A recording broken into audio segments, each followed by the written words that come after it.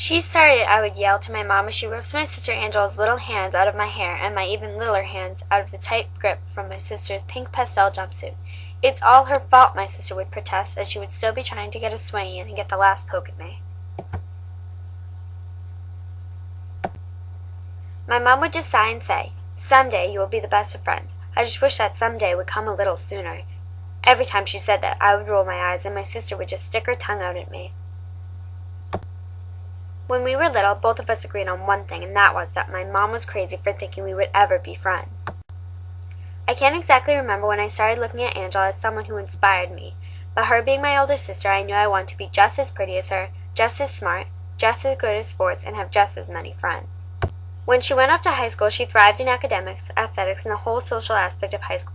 All I could remember was I wanted to be just like her. I would read her papers for school and close my eyes and imagine that I was in high school writing these big, smart papers. I would watch her from the sidelines as she would score and run on the soccer and lacrosse field and couldn't wait to be in her spot someday. I would see her come in and out with all of her friends for parties, and even when I would have liked to have joined, I would just be yelled at to get lost. For some reason, at the time in my life when I looked up to her so much, she looked down on me. To her, I was just her little sister who knew nothing about anything. While she was in high school, her and I's bond started to fade. I saw her growing up so fast, and I felt like I was stuck. I would always be her stinky, immature little sister. Years passed and I began high school. I was determined that I would be just as good, or maybe even better than my sister in all of her achievements. I was determined to make honor roll, determined to make the varsity team, and determined to create a name for myself in this new place called high school, just as she did when she went here.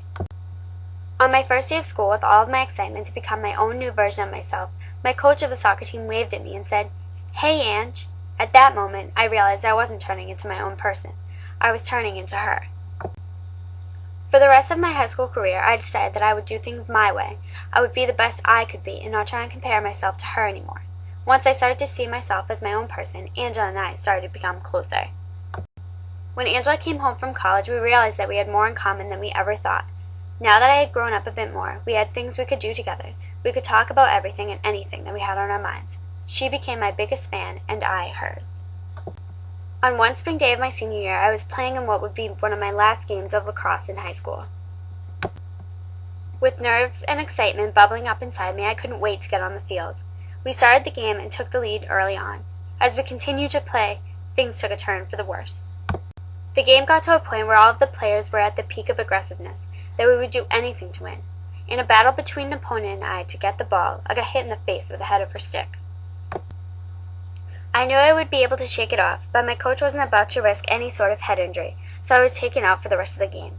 The game came to an end, the final score resulting in a loss. I felt so disappointed in myself about the game and my performance. As I walked across the field, I could feel tears welling up in my eyes. Then a tiny, high-pitched voice caught my attention. There she was, Angela, standing on the sidelines ready to give me a much-needed hug. She rubbed my head and told me everything I needed to hear. At that moment, I knew that she was the only one who could truly understand exactly how I felt without having to actually say anything at all.